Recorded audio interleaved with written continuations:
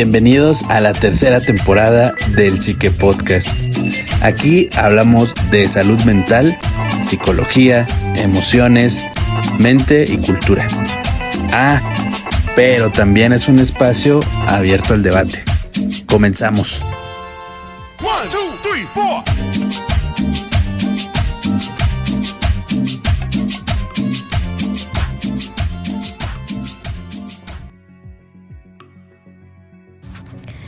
Hola a todos, bienvenidos una vez más al Psique Podcast. Hoy en nuestro episodio número 17, en nuestro análisis de personalidad, hablaremos sobre una escritora argentina. Tal vez muchos ya la ubiquen. Se trata de Alejandra Pizarnik. Yo soy la psicóloga Diana Ortiz y comenzamos. Flora Alejandra Pizarnik nació el 29 de abril de 1936 en el seno de una familia de migrantes ucranianos judíos, Elias Pizarnik y Reisla, que se traduce como Rosa Bromiker, ambos provenientes de Ucrania. Y al igual que muchas familias migrantes, su apellido se castellanizó y en lugar de ser Pizarnik sufrió esta modificación y es así como lo pronunciamos el día de hoy, que es Pizarnik. Tenía una hermana mayor, Miriam, nacida en 1935. Después de cursar estudios en filosofía y periodismo, los cuales no terminó, Alejandra Pizarnik comenzó su formación artística con un pintor. De regreso a Argentina, publicó algunas de sus obras más destacadas y es ahí donde empieza a ganar notoriedad. Fue elegida para 2 becas muy importantes, pero no logró completar los estudios y por ende las perdió. Los últimos años de su vida estuvieron marcados por serias crisis depresivas que la llevaron a intentar suicidarse en más de una ocasión. Se menciona que el diagnóstico que ella tenía era trastorno de personalidad límite, TLP, también conocido como borderline. Pasó sus últimos meses internada en un centro psiquiátrico en Argentina y el 25 de septiembre de 1972, en el transcurso de un fin de semana en el que se le permitió salir del psiquiátrico, terminó con su vida por una sobredosis. Tenía 36 años. Pero para entender el análisis de su personalidad, primero hablemos sobre su vida. Y comenzaremos sobre su infancia. La infancia de Alejandra Pizarnik fue difícil y utilizó estos acontecimientos familiares para confrontar su situación emocional, volviéndolo escritura, poemas sobre todo. Cristina Piña ha sido una exponente a la que ha realizado múltiples investigaciones sobre la autora, debido a que tiene una fascinación personal por sus obras. Ella ha tenido la oportunidad de seguir su rastro biográfico y ha podido llegar a diversas conclusiones. Algunas de ellas se las vamos a compartir aquí. Se menciona que la constante comparación con la hermana mayor por parte de su madre la condicionó y también que en la adolescencia tuvo graves problemas de acné, también tenía una tendencia a subir de peso, tenía problemas de asma, de tartamudez y también problemas con su autopercepción física. Es por ello que Alejandra Pizarnik tenía dificultades de autoestima. Menciona la misma Cristina Piña que esa sensación de angustia que trae el ahogo asmático y que muchos años más tarde y ya convertida en Alejandra, porque a ella le llamaban Bluma, que era su apodo familiar, así la llamaban desde niña, interpretaría como la manifestación de una temprana angustia metafísica. Debido a todas estas problemáticas con las que ella transcurría su niñez y su adolescencia y la constante comparación con su hermana, se menciona que hubo o aumentaron las diferencias entre ella y su hermana mayor, que a sus ojos poseía como todas las cualidades que sus padres apreciaban. Miriam, como es que se llamaba su hermana, o se castellanizó su nombre, mencionaba, era delgada, bonita, rubia, perfecta, según el ideal materno, que todo lo hacía bien, no tartamudeaba, ni tenía asma, ni montaba líos en el colegio. Asimismo, también se arrastraban en el núcleo familiar dificultades sobre la Segunda Guerra Mundial y el nazismo, que eran constantes entre sus padres. Esto ensombreció la infancia de Alejandra ante los horrores sufridos y también la consecuencia de tener que migrar. Se dice también que el resto de la familia que no pudo migrar, pues terminó siendo masacrada en su país de origen. Durante este periodo comienza a descubrirse como un ser distinto, integrando así su carácter caótico, inestable, esta necesidad de ser reconocida por los demás, no solo por su mamá. Y es aquí donde un personaje empieza a generarse en ella, ¿no? Y digamos que se deslinda de una imagen, la imagen de Bluma, que les repito, era como su familia la nombraba. En el periodo de secundaria empezó a sentir fascinación por la literatura, fue cuando más comenzó a leer, no solo la que enseñaban en el colegio, sino que secretamente iba descubriendo y haciendo circular entre sus compañeras lo que ella misma escribía. A ella le llamaba la atención el existencialismo, la libertad, la filosofía, la poesía, fueron los tópicos de lectura favoritos de Alejandra.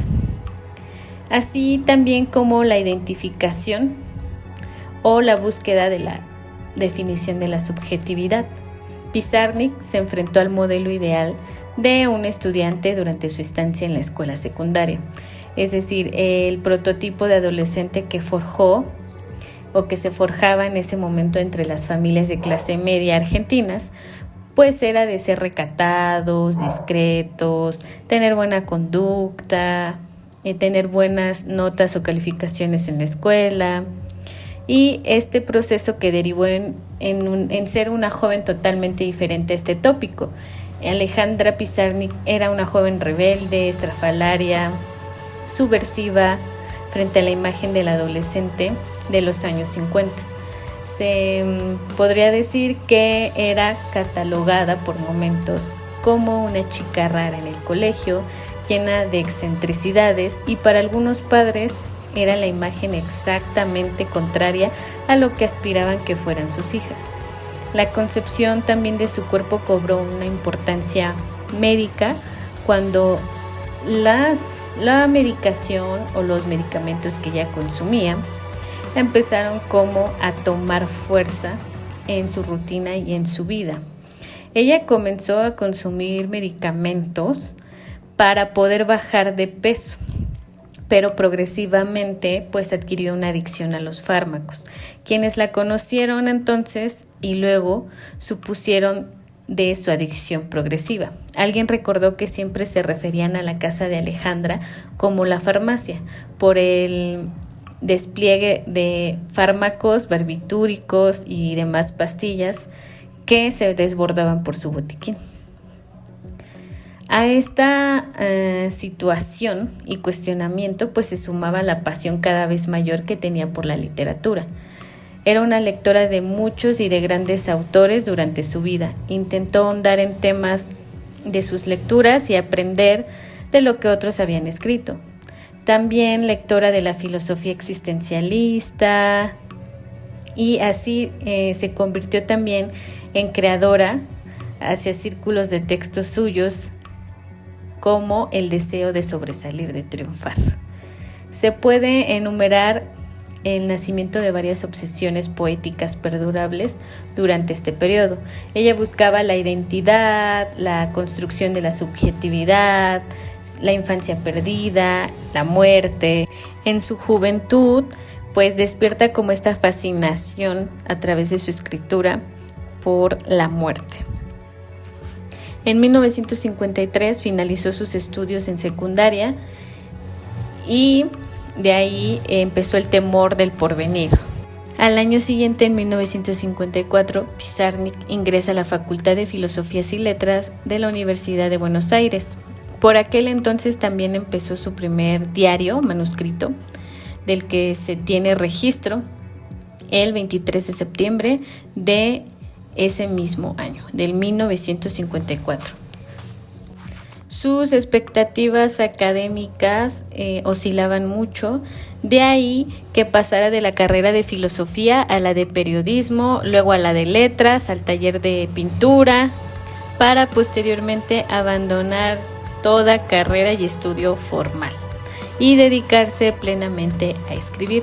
De acuerdo con su hermana, su madre se decepcionó ligeramente de Alejandra, ya que esperaba que optara por estudiar la carrera de medicina o de derecho, que eran las más comunes para la época en la mayoría de las mujeres que estudiaban en ese entonces. Sin embargo, a pesar de ello, varias perspectivas pues brillaron en el horizonte, dado que era muy buena escribiendo, y es así como para ella se abren oportunidades.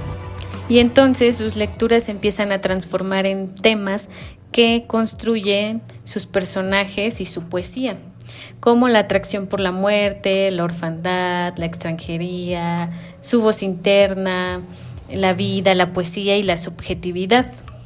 En esta época comenzó sus sesiones de terapia con León Ostrov, y eso fue un hecho fundamental en su vida y en su poesía. Cabe recordar que uno de sus poemas más famosos, más populares, El Despertar, fue dedicado a él. Gracias a su psicoanálisis y a su psicoanalista, se motivó tempranamente para unirlo a su literatura, y es así como empezó el interés por el psicoanálisis, que significó un elemento para la constitución de su práctica poética, y con el tiempo se convirtió en un instrumento para indagar en la subjetividad, en su subjetividad. No solo buscaba restituir su autoestima y aminorar o disminuir la ansiedad y lo que la quejaba, sino también era un ejercicio poético en el que practicaba la reflexión sobre la subjetividad y los problemas internos. Después hablemos de la etapa de Alejandra Pizarnik en París. Ella decidió emprender un viaje a París y, de acuerdo a los propios registros de su diario, fue el 31 de diciembre de 1959. Permaneció en esta ciudad, entre 1960 y 1964. Allí se desarrolló como traductora, periodista y lectora de escritores franceses. París fue para ella un refugio literario y emocional, sola o con amigos, articulando la soledad y la compañía que solía necesitar para poder vivir. Trabajó en la revista Cuadernos, trabajo que se menciona que tal vez pudo obtener gracias a Octavio Paz, por entonces quien era agregado cultural de la Embajada de México en Francia, quien fue quien la presentó con Germán Arciniegas, director de la revista Cuadernos para la Libertad de la Cultura de la UNESCO. También otros mencionan que tal vez consiguió este puesto gracias a Julio Cortázar, que trabajaba en el organismo internacional y en algunas editoriales francesas. Publicó poemas y críticas en varios diarios, además estudió historia de las religiones y literatura francesa, y allí entabló amistad con Julio Cortázar, Rosa Chazelle y Octavio Paz. Este último fue el prolingüista de su libro Árbol de Diana, en 1962, su cuarto poemario, en el que ya se reflejaba plenamente como la madurez como autora, como escritora, que estaba alcanzando en Europa. Y finalmente, en 1964, regresa a Buenos Aires. Sobre sus relaciones personales hay que mencionar el acercamiento que solía tener hacia los hombres y el descubrimiento de su sexualidad durante la adolescencia. Pizarnik fue, catalogada o descrita en dos tendencias. Era a ratos una chica rebelde que controlaba su coquetería y se mostraba atrevida y sensual. Sin embargo, también por momentos era una chica tímida que se caracterizaba por ser silenciosa, informal. Es después de este periodo que realiza, después del viaje a París, donde se rodea de diversos intelectuales con quienes empieza a compartir fiestas, charlas, incorporarse a círculos sociales. Sus biógrafos y analistas han destacado la sexualidad de Alejandra como fluyendo entre variantes de orientación sexual, entre ellas la homosexual como lesbiana o la bisexual. Presionada, mencionan que también por las exigencias sociales del ocultamiento que la llevaron a ser víctima del fenómeno llamado estar en el closet o no salir del closet o encerrarse en el armario. La sexualidad de Pizarnik fue deliberadamente ocultada por sus herederos y la albacea de su testamento. Censuraron más de 120 fragmentos de sus diarios personales antes de publicarlos por la editorial Lumen en 2 ediciones diferentes en el 2003 y en el 2013. Diversos estudios analizan el impacto de su sexualidad dentro de su obra. Y aquí es donde empieza la caída emocional. La crítica, porque ella era muy dada a ser criticada por los medios, alentó, o eso es lo que se percibe, que alentó las crisis depresivas y los problemas de ansiedad que ella ya padecía. Ana Calabrese, una amiga de Alejandra Pizarnik, considera en parte como responsable de la muerte de ella al mundo literario de la época por fomentar y festejar como todas estas críticas hacia ella. Según Ana, ese ambiente fue el que no la dejó, salir del personaje y se olvidó de la persona que había detrás. Sin embargo, un hecho que marcó su vida fue la muerte de su padre el 18 de enero de 1964. Elías murió de un infarto. Alejandra estaba en Buenos Aires y le avisó solamente a una amiga íntima, Olga Orozco, quien fue al velorio para acompañarla. Desde ese momento, las entradas de sus diarios personales se volvieron como más sombrías, más apagadas, más oscuras. Un fragmento de esto mismo es: muerte interminable, olvido del lenguaje y pérdida de imágenes. Cómo me gustaría estar lejos de la locura y la muerte. La muerte de mi padre hizo mi muerte más real. Durante el año 1968, Pizarnik se mudó junto a su pareja, la fotógrafa Marta Isabel Moya, y a estos cambios se sumó también su continua adicción a los psicofármacos. También llegaron las pastillas que cada vez le resultaban más necesarias para todo lo que tenía que realizar.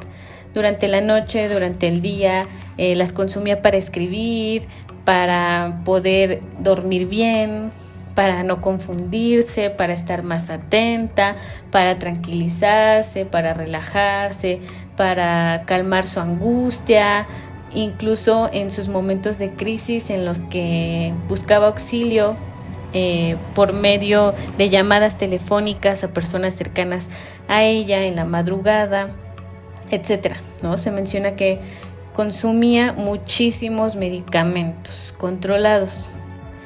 Incluso dijeron que tenía como ciertos arranques de violencia. También a partir de esto se menciona que después de su viaje a Francia también como que hubo un decaimiento de su estado de ánimo, un desgaste emocional. Mencionan que los amigos señalan que luego de su viaje ella regresó frustrada de este mismo e inició como un lento proceso de clausura progresiva que tendría una primera culminación como en su primer intento de suicidio en 1970. No es más que, digamos, como que un cambio un poco más drástico y ciertamente notorio para las personas a su alrededor. Los últimos años de Alejandra, durante sus últimos años, publicó Extracción de la piedra de la locura, que fue en 1968. También publica sus últimas 2 obras en medio de una profunda depresión. Una de ellas fue El infierno musical en 1971, Genio poético en 1972 y una edición en forma libro de su ensayo de 1965, La condesa sangrienta. Durante su último año de vida, en colaboración con Arturo Carrera, a quien había conocido en su vuelta a Buenos Aires en 1966, produjo una grabación de alrededor de 3 minutos y medio del primer poema, escrito con un nitrógrafo en 1972, además de presentarlo en el Centro de Arte y Comunicación de Buenos Aires, que conforma el único registro existente de su voz. El 24 de septiembre de 1972, Alejandra se reencuentra con un amigo y este le ayuda, inspirado por una novela que le mostró, a publicar otros escritos. Y fue de las últimas veces en la que la vieron allegados con vida. Al día siguiente, el 24 de septiembre de 1972, a los 36 años, Pizarnik muere debido a una sobredosis de pastillas durante un fin de semana en el cual había salido con permiso del Hospital Psiquiátrico de Buenos Aires, donde se hallaba internada a consecuencia de su cuadro depresivo tras 2 intentos fallidos de suicidio. Su hermana testificó los sucesos de ese día en el 3er capítulo del ciclo Memoria Iluminada, dedicada a ella. Y menciona: mi madre me llamó por teléfono diciéndome que Alejandra estaba otra vez internada. Yo me dirigí al Piravón. Como ella estuvo varias veces internada ahí, en la entrada me dijeron que ella no se encontraba, pero yo insistí.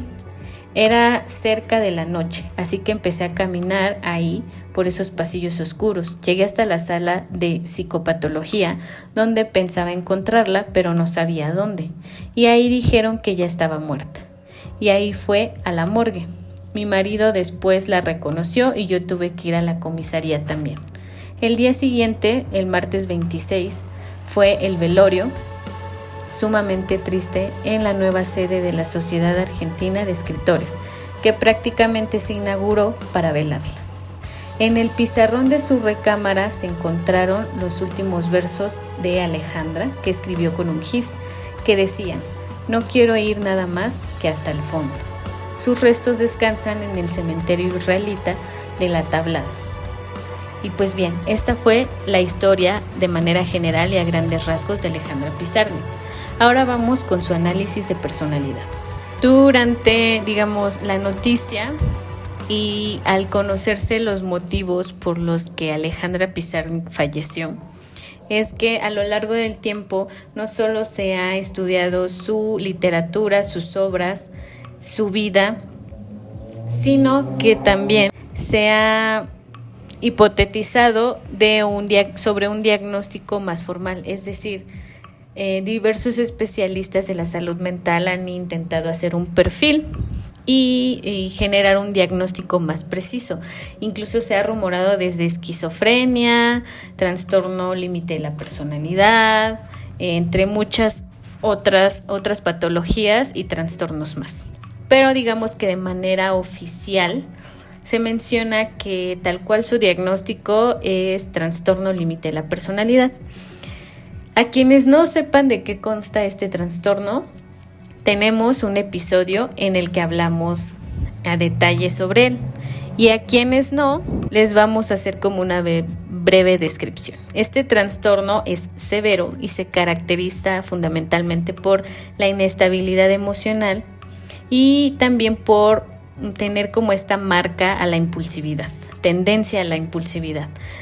Las personas que lo sufren suelen presentar dificultades para regular sus emociones, inestabilidad en las relaciones y también con su autoimagen y comportamientos impulsivos e imprudentes. Incluso se ponen en riesgo, como es el consumo de alcohol, de sustancias, sexo no seguro, entre otras.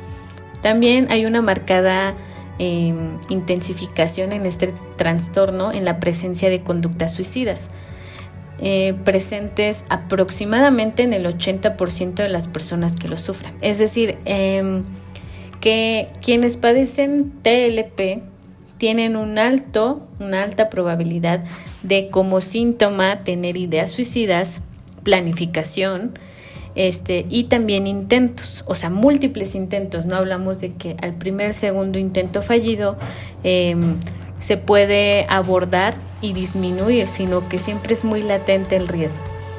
Según los datos aportados por diferentes estudios sobre el TLP, entre los posibles factores asociados a la conducta suicida se encuentran algunas características de personalidad como la impulsividad, la comorbilidad con abuso de sustancias, padecer un episodio depresivo mayor, la historia previa de intentos o antecedentes de intentos suicidas, factores sociodemográficos, es decir, tener dificultades en sus relaciones interpersonales, no tener pareja o no poder concretar una relación amorosa, no tener un empleo o perder el empleo constantemente, encontrarse aislado socialmente y la historia de experiencias traumáticas en la infancia, entre otros. Digamos que esos factores son los que aumentan la conducta suicida y por ende aumentan la probabilidad de que se concrete el suicidio.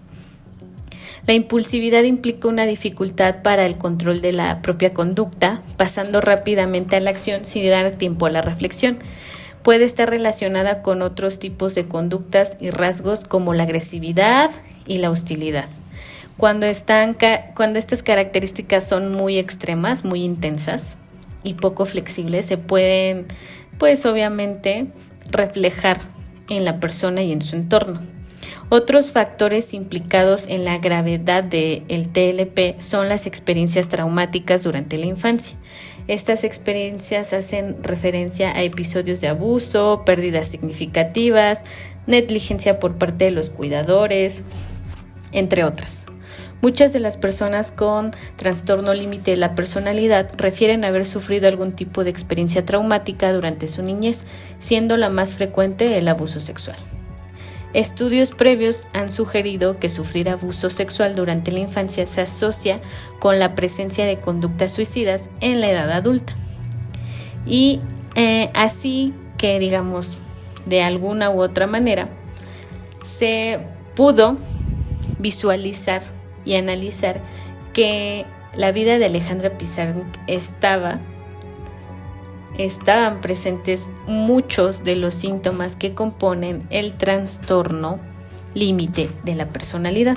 Les repito, no sabremos con certeza si hubo alguna vez un diagnóstico firme o formal, pero sí podemos ver el deterioro a partir del consumo de pastillas.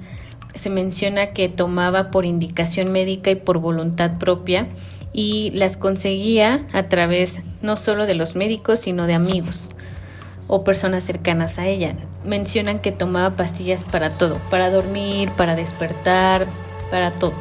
Y a partir de cierto momento en su vida, pues ella es un cóctel viviente y evidentemente hay un deterioro que se va profundizando. Alejandra tenía una personalidad muy compleja que contenía pues muchas características. No estamos diciendo que todas sus características están alrededor del trastorno TLP, pero sí se destaca mucho como estas características en las que incluso no solo era impulsiva, sino por momentos había como cierta violencia, ¿no? Mencionan que una vez ella llegó a romperle a sus vecinos de la casa de arriba la puerta con una plancha, y también pues se puede reflejar esto a través de sus intentos suicidas. Entonces, digamos, su vida, su historia está llena de contrastes, pero se puede ver reflejo del deterioro y de las dificultades emocionales y psicológicas por las que atravesó los 36 años de su vida. Entonces, por ejemplo, aquí podemos ver la dependencia, no específicamente a sustancias prohibidas, o sea, drogas, pero sí, digamos, drogas controladas, como lo fue el alcohol y los fármacos en exceso, ¿no? Y al final, pues concretó su suicidio, es decir, se quitó la vida, y esta también es una forma violenta, una característica violenta, ¿no? No estamos buscando en específico comúnmente morir, pero sí se busca parar con el sufrimiento, el dolor, las dificultades y todos los procesos que ella cargó durante muchísimo tiempo. Y también es una manera violenta de hacerles saber a los demás que de alguna manera ellos aportaron cultural, socialmente, familiarmente, dependiendo de la relación que tenían con ella, aportaron a su situación y deterioro emocional, ¿no? Por ejemplo, su madre a través de las comparaciones, su hermana con las dificultades en la relación que esto generaba, al final su papá pues con su ausencia porque terminó falleciendo y no fue ya parte de su vida, ¿no? El duelo complicado por el que atravesó después de esto, y posterior pues todos quienes eran cercanos a ella y en algún momento intentaron colaborarle. Para quienes estén interesados, pueden buscar y leer sus poemarios o sus obras literarias, pero también algo que les puede dar como mucha claridad de cómo es que ella refleja su situación emocional a través de lo que escribía. Es una obra en la que se recapitula la correspondencia que tuvo específicamente con quien se dice que fue uno de sus amigos más íntimos o allegados, que fue Julio Cortázar. Se escribían correspondencia después de que, o sea, durante muchas etapas de su vida, pero destacan las cartas que se enviaron mientras él vivía y trabajaba en París, y ella retornó de París hacia Buenos Aires y se fue directamente, digamos, a internar al psiquiatra porque ya estaba muy mal y ella lo reconocía, ¿no? Entonces ellos se enviaron correspondencia y Cortázar le escribe una carta muy personal, no es muy extensa, pero sí es muy personal en el sentido en el que él aboga por su amistad y le pide o le escribe a su manera que no se deje morir, que viva, que él la necesita viva. El fragmento de esta carta lo pueden buscar en redes sociales, incluso a través de internet. Y pues bueno, esto ha sido todo de nuestra parte. Cuéntenos si ya sabían sobre su historia, sobre estas características de su personalidad, si concuerdan que lo más cercano a su diagnóstico concreto es el TLP, o ustedes agregarían algo adicional a su diagnóstico y a su análisis de personalidad. Pero sin duda vale muchísimo la pena que lean algo de su obra, sobre todo los poemas, ¿no? Los poemas son un reflejo de la situación emocional por la que pasaba. Era una escritora fascinante que no sabía o no supo al final desenvolverse en la realidad. Eso es lo que mencionaban muchos. Pero yo considero que sí era una escritora fascinante, pero que la realidad no supo desenvolverse para ella. Y pues con este sufrimiento tan intenso que cargaba, pues eso implicó que el nivel de dolor fuera insoportable y pues culminara así la situación. Muy bien, pues muchas gracias por escucharnos. Nos vemos en el próximo episodio y díganos sobre qué otro intelectual, ya que la mayoría de nuestros análisis de personalidad han sido sobre personajes que han sido delincuentes, asesinos seriales, pues esta vez dimos como este giro para poder analizar personalidades diferentes, ¿no? En este caso intelectuales. Cuéntenos sobre quién más quieren un análisis de personalidad, y muchas gracias. Nos vemos en la próxima.